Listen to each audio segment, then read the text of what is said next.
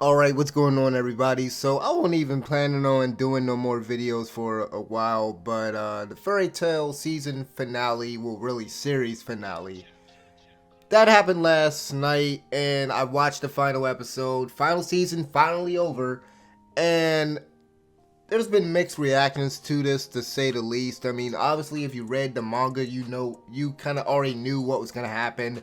And throughout the season, the manga readers really have been spoiling a lot of that, a lot of what was going to happen for me.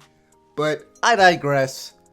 We're going to get into why I feel that this season finale, this series finale is probably one of the worst that I've seen in my 27 years of, 27 years of living, watching anime.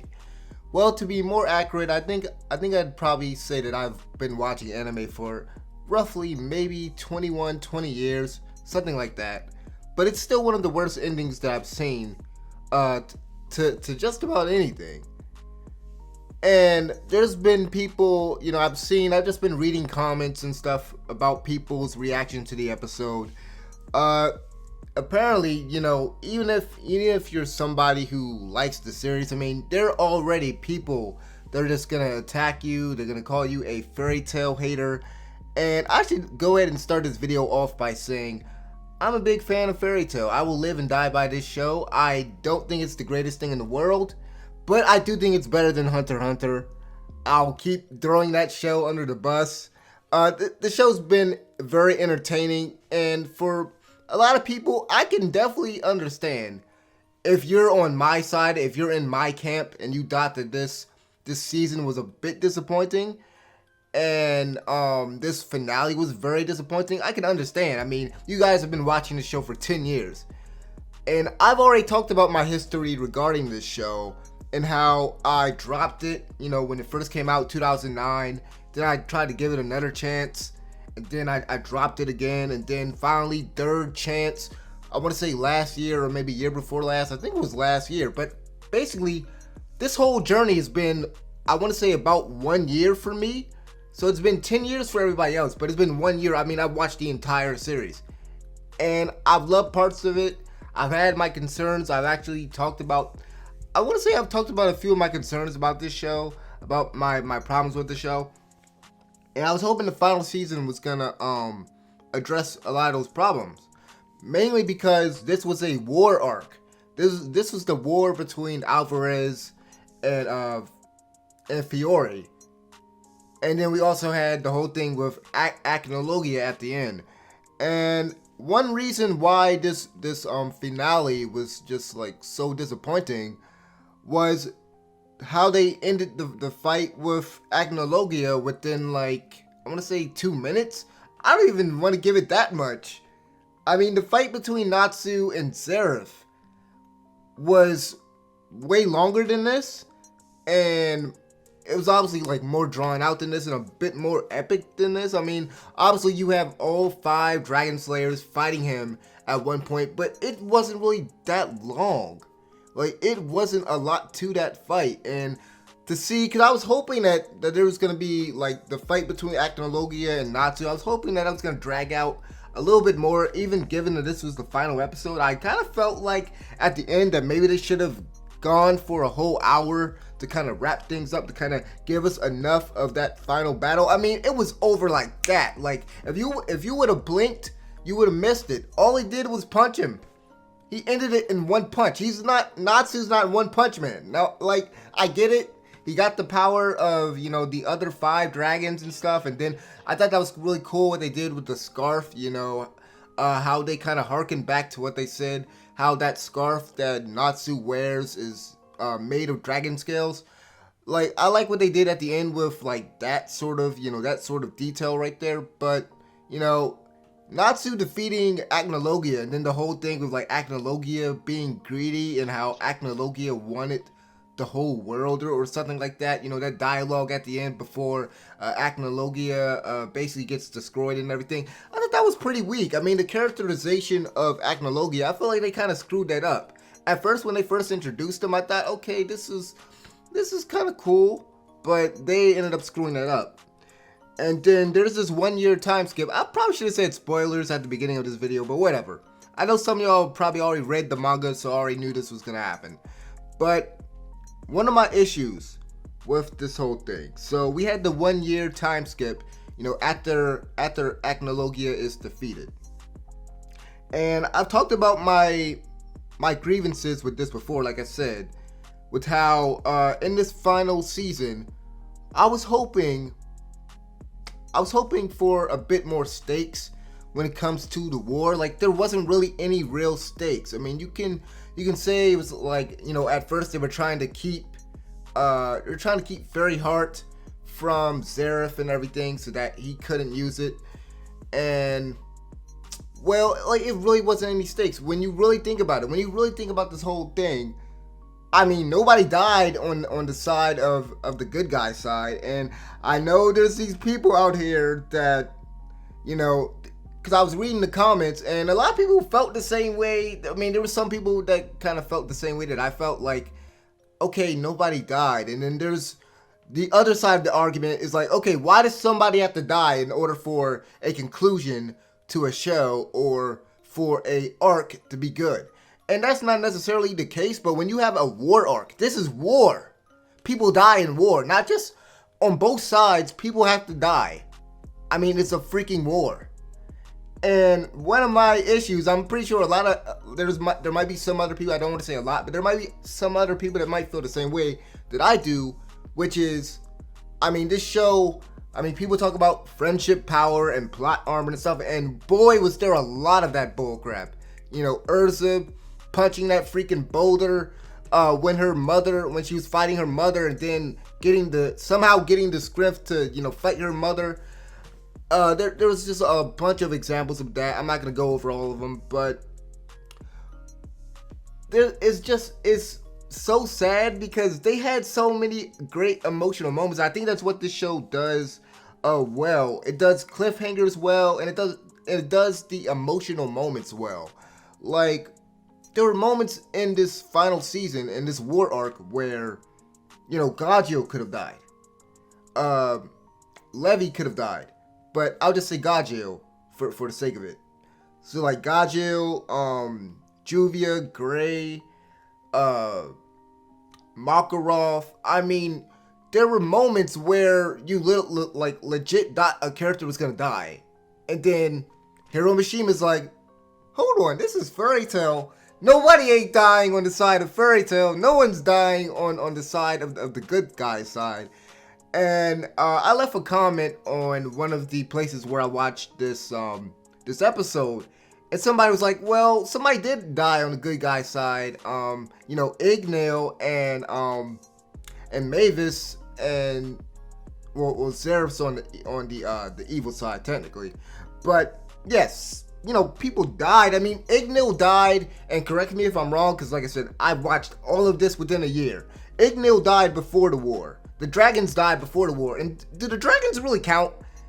Like, do the dragons really count? I mean, everybody thought that they were gone in the beginning of the series. So, technically, I mean, do they really count? And then also, I mean, kind of going back to the points where I was talking about, like, the emotional moments and stuff. Like, there was legit sacrifices that, if they would have kept Makarov dead, that would have been very impactful, and have Urza be the leader from now on. Because I was just thinking about this the other day, because I was rewatching some of the episodes. Ichiya and Anna, when they were doing their sacrifice, I was like, oh my god. Like, every time somebody appears to die in the show, I'm like, yeah, like, after somebody told me that Makarov wasn't going to die, I was like, yeah, Ichiya and Anna, they're not really dead, are they? I felt the same way even when Mavis and Zeref died. And here's the thing that kills me about this finale, and forgive me, I know I'm all over the place with this, but here's what really kills me about the finale. Because after that 1 year time skip, we got Mavis and Zeref at that party, at that congratulation party for Lucy's book. I think it's called Adventures of Iris or something like that. So she gets this award and everything, and then at this ceremony or at this party or whatever, Natsu and her, they see what appears to be Mavis and Zeref, but it's basically dumb, reincarnated. I forgot what the kids say their names were. I think it was Milo and something else. But the fact that you reincarnated these characters, I mean, they had a send-off. And y'all can correct me, but I believe Makarov said something, or at least this was in the English dub, I believe, where he said something like he felt the life of somebody flowing through him, once Makarov was revived or whatever. Like, once he got out of that stone state. So, like, what was all of that about? About his light, about some life force, going throughout his body. What was all that about? And then the whole thing with Mavis and Zeref was that, okay, they got a curse. They were cursed, and they were immortal, and then they were alone, and then they got emotional, and then they fell in love with each other and stuff. And Zeref, he wanted to die. That was his whole thing. That was the whole point of him creating Natsu. That's the whole point of him creating all the demons of the Book of Zeref. So if you revive this character, or rather reincarnate them, that kind of, like, that throws basically everything out the window to me. It's freaking stupid. You did not need to reincarnate them. So basically, let's get this straight. So Mavis, I mean, she's not really dead, is she? No, she's not really dead because she got reincarnated. Same thing with Zeref. Anna and Ichiya, they're sacrificed. Oh no, they popped out of the, I don't know what you want to call it, time rift thingy. They popped out of that, so they're not dead. Makarov, his sacrifice, when he used, what's it called? Fairy, I forgot what it's called, but when he used that, powerful move, and then he turned to stone. Oh, well, he's not really dead. He comes back. I mean, yeah, you can say, at the end of this finale, we saw where he's in a wheelchair now. So now there is, and then they also talk about the fact, Lucy mentions the fact that Makarov is in a wheelchair, and sometimes he starts, like, I guess, murmuring to himself about something about the war or something. I don't know. So maybe he's kind of getting dementia. So there is that bit of lasting effect to that character, but he's still, he's still Makarov, he's still the master, and he's still freaking alive. So yeah, there was no stakes to this. Nobody really died on the good side, because if somebody would have died from Fairy Tail, I mean, not even just from Fairy Tail, like, look at the other guilds. I mean, nobody died. Nobody died. I mean, okay. So, what's her name? Or's daughter, right? Because even she was able to, I mean, technically kind of come back, right? It's like, I mean, because she helped, and that's another thing I gotta address, because she was the one, Or's daughter, whose name is really escaping me right now, so forgive me. But y'all remember when she helped Wendy and what's her name? Shiria, when she helped those two fight, what's her name? Kronos or somebody, the chick that had the time powers, right? And she helped them fight. And y'all remember Shiria, and I thought this was like a great, character development moment where her and Wendy, they was like, okay, I'm gonna sacrifice my magic for you. No, I'm gonna sacrifice my magic for you. And Sharia ends up sacrificing her magic so she can't use magic anymore. I was like, okay. And they're actually going to keep that, right? They're gonna keep that, right? She's not gonna be able to use magic. Nope. Within 1 year, she's able to use magic again. I mean, maybe it's just a little bit of magic, tiny bit of magic that they showed us, but still, she got her magic back. So there's like no consequences to this, basically, is what you're telling me. Go ahead and correct me if I'm wrong in the comment section. There was no consequences to this. There was nothing. Now, yeah, there were some funny moments in this episode, as to be expected in Fairy Tail. I mean, there's like Fairy Tail antics, typical Fairy Tail antics. Lucy getting drunk, Kana just wanting to drink a lot, basically, but that's Kana. Chuvia basically taking her clothes off and everything. And, there was this moment, I mean, obviously, there was that moment where, like, Lucy's talking about the fairy tale couples and everything. And then there's this moment with Gray and Juvia and Levy, Gajil. You know, Lucy kind of tells us what happened within 1 year and everything. Even crime sociere, right? Even they got a pardon for all of their crimes.